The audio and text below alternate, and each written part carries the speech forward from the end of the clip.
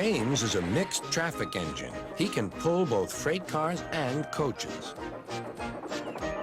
He's proud of his smart red paint, and so is his driver. Everyone says you brighten up their day, James.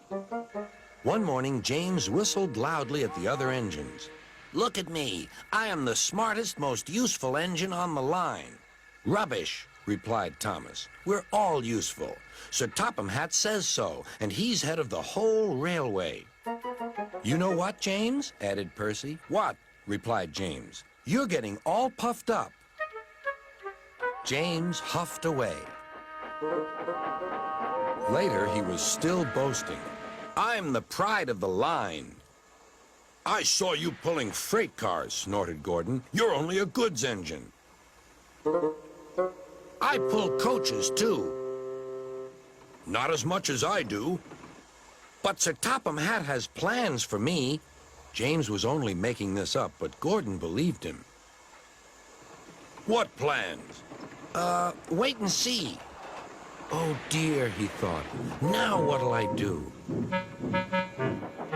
Thomas was shunting shining new coaches. Good morning, James. Are those coaches for me? Asked James hopefully.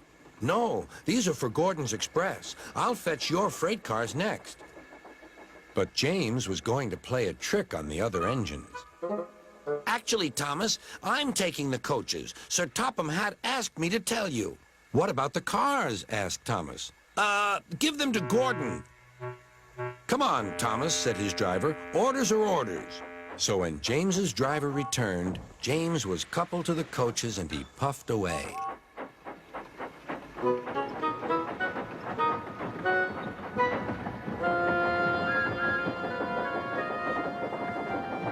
Thomas returned with the freight cars, and a few minutes later, Gordon arrived. Where's the express? Thomas told him about James, and so here are your cars. Gordon was very cross, and so was his driver. Wait till Sir Topham Hatt hears about this. Meanwhile, James was enjoying himself enormously. What a clever plan! What a clever plan! He chuffed. Then he saw Sir Topham Hatt. Some jokes are funny, but not this one, James. You have caused confusion. Yes, sir, said James.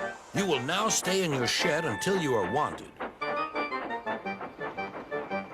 The other engines teased James. I wonder who'll be pulling the express today, said Gordon. I expect it'll be you, replied Henry. James is stuck in the shed for being silly. James felt sad. Next morning, he went back to work. Hello, whistled Thomas. Good to see you out and about again. I'm sorry I tricked you, said James.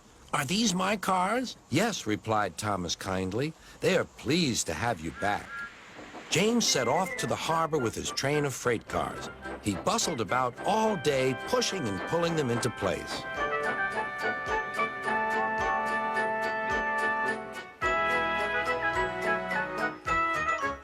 Time to go home now, James, said his driver at last. No cars or passengers, just we two.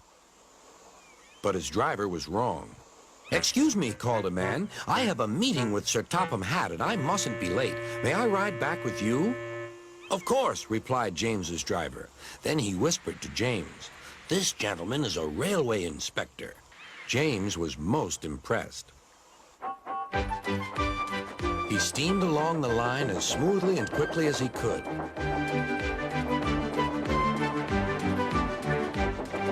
Sir Topham Hatt was waiting on the platform, and the railway inspector greeted him warmly. This clever engine gave me a splendid ride. You must be proud of him. Yes, indeed. Once again, you are a really useful engine.